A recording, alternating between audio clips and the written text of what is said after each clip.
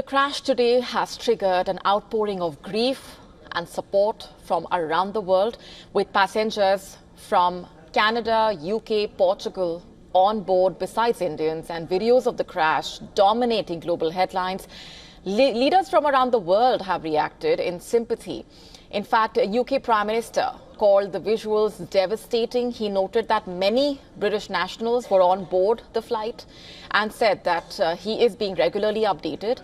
The British Foreign Secretary, meanwhile, echoed those sentiments, saying that the UK was working closely with the Indian authorities. Lammy told the British Parliament that crisis response teams had been activated in New Delhi and London. King Charles said he and Queen Camilla were desperately shocked by the tragedy. In a statement, the British monarch expressed deep sympathy for the families of victims across nations and paid tributes to the heroic efforts of the emergency responders on the ground.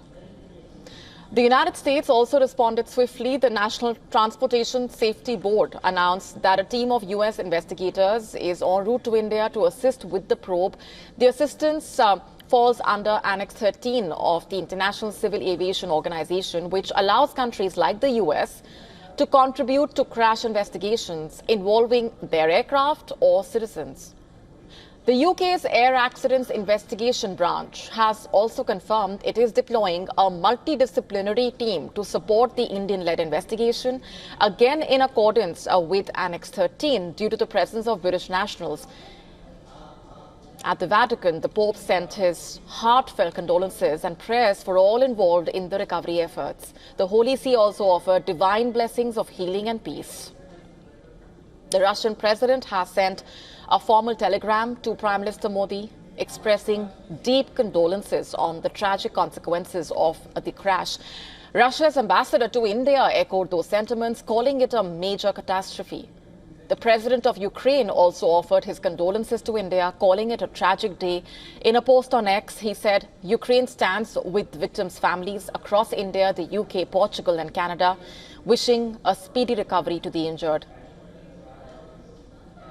From the aviation community itself, the General Secretary of the British Airline Pilots Association has said, and I'm quoting, "It is vital a full and thorough investigation is now carried out without interference or unhelpful speculation so that future tragedies can be avoided." And our correspondent Laura Westbrook has been tracking the developments from London and telling us how the UK officials are reacting to the tragedy. Listen in. The flight AI171 that crashed on departure from Ahmedabad airport was due to land in London Gatwick at 18:25, so it's 6:25 p.m. local time.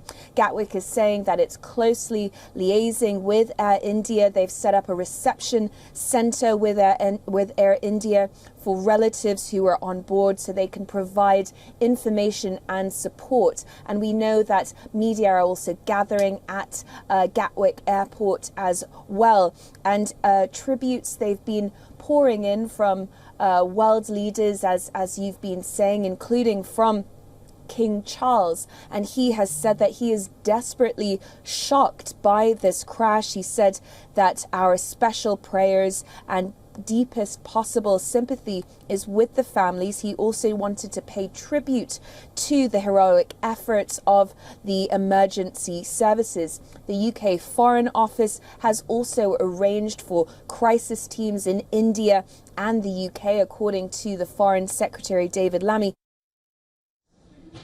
To stay up to speed with the latest news, download the WION app and subscribe to our YouTube channel.